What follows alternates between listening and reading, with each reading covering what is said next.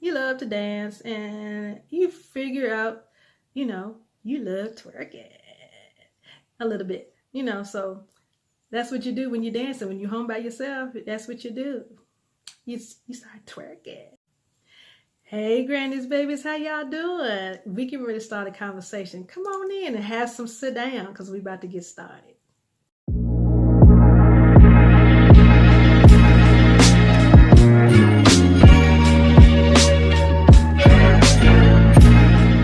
I hope you are safe and you are doing well. I'm safe and I'm doing well, so I hope you are too.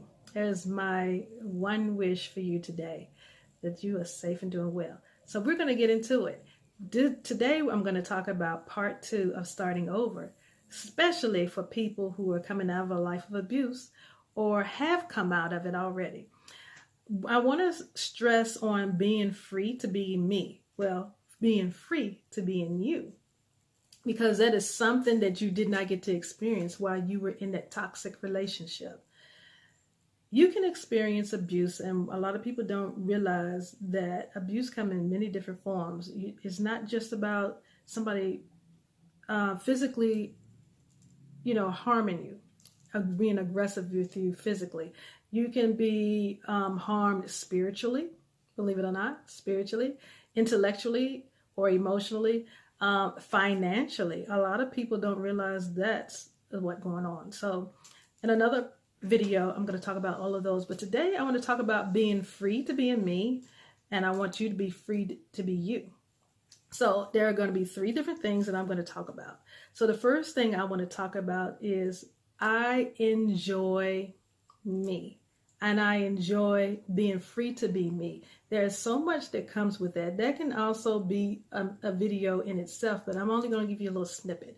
So it is so important to enjoy who you really are, regardless who likes you the way you are and who doesn't. It is so important. You didn't get the opportunity to do that while you're with your abuser. So it is very, very, very important for you to begin to do that. Now, this is how I got to that point.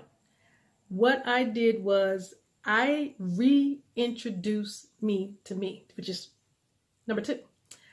I reintroduced myself to myself, because before you got into a relationship with that person who abused you or caused you harm, you were this one particular person.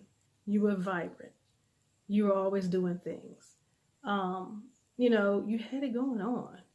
And during the course of being in a relationship with this person, you were no longer able to express you being that person. So it is important, like I said, in number 1, enjoy being you and enjoy everything about you. All your ups, all your downs, your likes, your dislikes. This is the moment, this is the reason why I stress reintroduce you to you, because at some point you got to like what this person liked, and you were also forced to dislike what they disliked. So now that person, there's some residual of that person that is still there, and it takes work getting rid of that residual. That residual, is something else to deal with. And you need to get rid of it, because if not, what's going to actually happen is, like this pressure cooker, like in grandma's houses, they used to cook and do a lot of canning with this pressure cooker. And it got to a point where there was so much pressure built up, and you had this little valve on top, and you had to release that valve, where if you didn't get back to it in time, and if you ignored if you ignored the signs of it, you would begin to explode, and it would be a big mess. Same thing with you with this residual. Now, I'm going to give you an example of what I mean by residual. There's a certain food that you like. Well, this person didn't like it. They didn't want you cooking it. They didn't even want you bringing it up, because that's not what they wanted. You're free to eat it if you're out of that relationship. You're free to eat it. There's nothing to say that you cannot enjoy that now. If that's something you want, go get it. You are now free to enjoy that.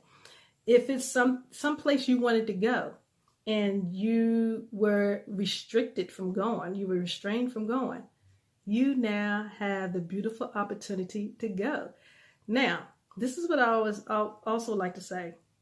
Some of the things that you first like to do before you got into a relationship and you experience what you experienced through the relationship, you will find that you no longer enjoy it. Now, it's either because you have moved on into liking some other things and that part is no longer a part of you, or that part of you was restricted from you and you have not had it in so long that you can't remember if you like it or not. So this is why I say reintroduce you to you. It is so important for you to spend this time with yourself and getting to know your likes, get to know your dislikes, get to know what you want, what you do not want. Think about, how do you want your life to be now? Forget about, oh, what's their name? You're no longer there. What do you want your life to look like now that you're on the other side? And for those of you who are still in it, think about, as you are strategically planning to get out, think about how you want your life to be on the other side. Let me tell you what I did to make it easier for you. What I did was, I knew that I wanted to be in a place where I would be surrounded with friends and family. I was 7 hours away from my family. And so I strategically planned how I would get back to my family and my friends that I grew up with. And so I knew I needed that because being around them gave me strength and it gave me peace being around them, because I knew if anything happened while I was back with them, that somebody will be alerted, somebody will come. So I wanted that. The next thing I wanted was, I knew I wanted to finish school. I had started my master's in business and I didn't get to complete it while I was married. It was difficult. There was just no way. And to protect my GPA, I withdrew from school. So I knew I wanted to go back to school and finish that. So I started researching and getting everything together and all of that stuff. And so I did that. And I also knew where I wanted to live, because I knew when I came back, this person was coming also. But it didn't matter to me at the moment that he was coming too. I just needed to be where my friends and family were. Now, ironically, it's also the same place where his friends and family were at. But that's neither here nor there. I strategically chose a place where it was no more than 15 minutes away from the hospital, the closest emergency room. That's why I chose an apartment. That way, if I needed to just one day just dash out, it wouldn't take me that long to get there on foot. It's a 15-minute walk. To run, of course, less time than that, because a lot of times, even if you have a car, you may not be able to get in the car and go. You may just have to just take off on your feet and just keep it moving. Just keep it moving. But make sure when you do, scream like hell. Fortunately for me, it didn't get that far. I was able to, when he went upstairs, I dashed out, got in the car, locked the car doors, because a lot of time you don't think about doing that. You just thinking about getting away, that you forget to lock the car doors. And I also made sure that the gas tank stayed full, always. Didn't want to get caught with trying to go somewhere and then I couldn't go because there was no gas in the car. But anyway, those are some things that I want you to think about as you are trying to get out. Think about how you want your life to look on the other side. Another thing, the third thing, the last thing I want to talk about is I wanted to share once I got to the point where, let me backtrack. Once I got to the point where I enjoy exactly who I am, and I went through the process of getting there, now it is time to share who I am with others, because when you are in that situation, you're not able to have friends. A lot of people think that you're being funny, and a lot of times the abuser on purpose isolates you. They gaslight you, and sometimes the friends and family don't realize that they are partaking in the gaslighting or the isolating. They don't realize it. The abuser is very cunning. The abuser is very manipulative, and they're very, very strategic. That's why you have to be very strategic on keeping yourself safe, and children, if you have any children, and if the elders are living with you, and keeping them safe also, and being very strategic at how you leave, because you can't just get up and go. You want to be safe, very safe, as much as possible. So when you start sharing who you really like, who you enjoy with everyone else, do it responsibly. Now, here's why I say that.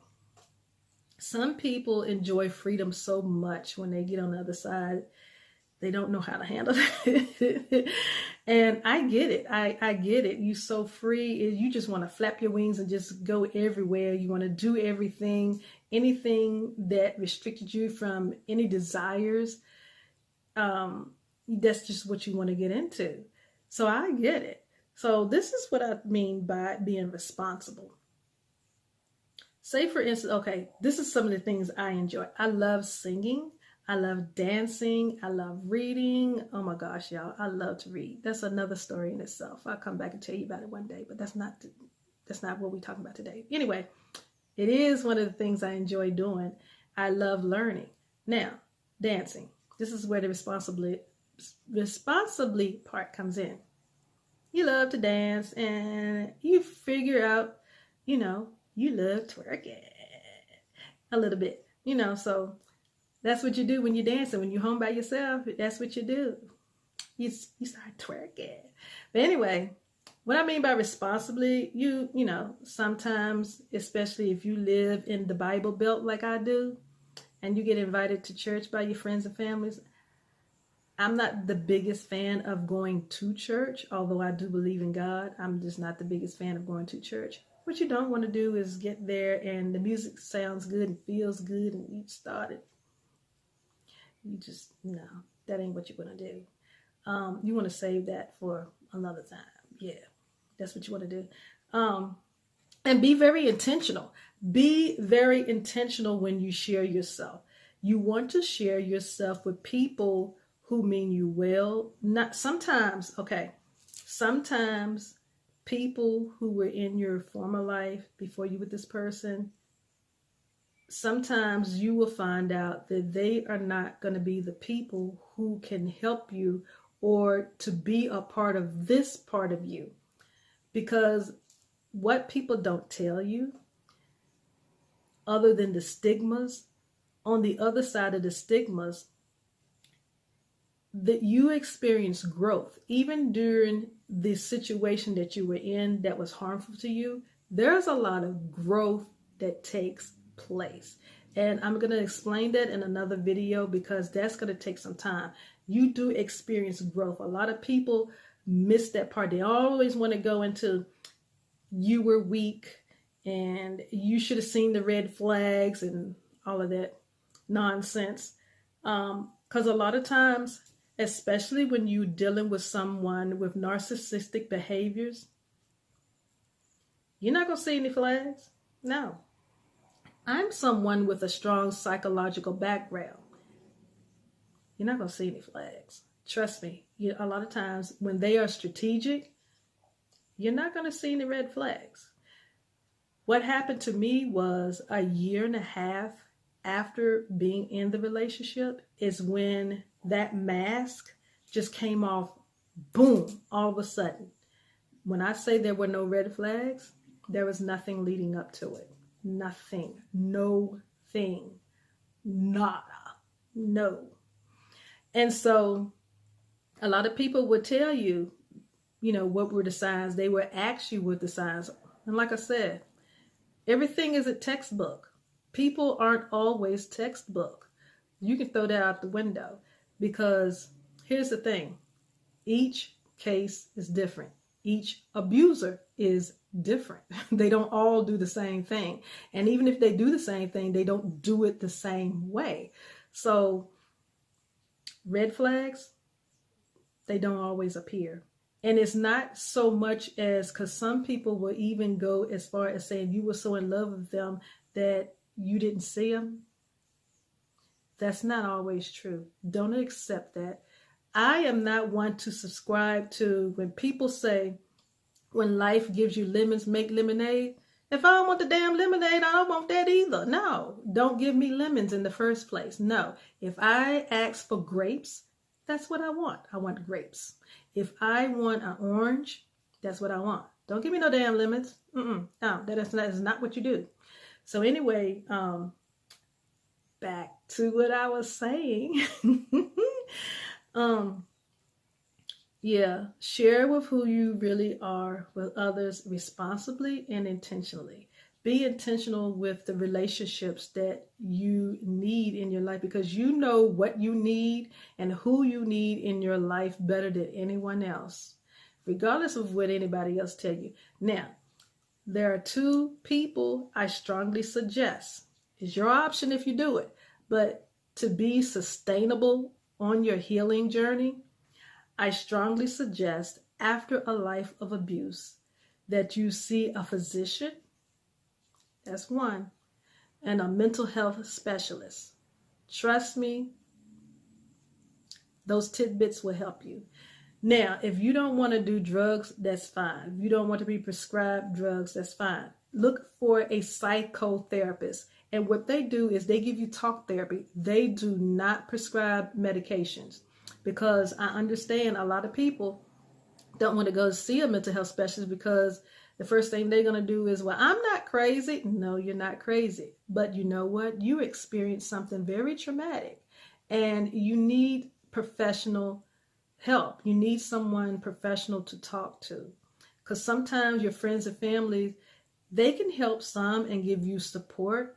But to get to the deep root of things, they're not going to be able to do that. They're not going to be able to help you do that. They don't know all the questions and everything to ask. So you definitely need to see a mental health specialist so you can get to the root of why you feel the way you do, why you respond to things the way you do. Because after a life of abuse, you respond to things and people differently. You do. And it's just something that you just have to realize. You do respond differently because you went through a traumatic experience, and it's okay that, that's what the way you are. But when it gets to the point where it's debilitating, that's not okay. When it gets to the point where it is usurping someone else's time, someone else's energy, that's not okay. That's not okay. And when it gets to the point where it is crutching you and keeping you from being independent, it's not okay. Now, here's another thing. A lot of us, we feel like we are okay because we are high functioning. And what I mean by that is you're still able to go to work. You're still able to go to school and make good grades. You're able to take care of other people. But that doesn't necessarily mean you're okay, especially when it comes to your emotions. How you respond to things, how you respond to people and situations, that's the telltale. Because you're going to have some triggers. You're going to have triggers, some things that people may say or do, and they did not mean to harm you at all. But it reminds you of, what's their face? That did harm you.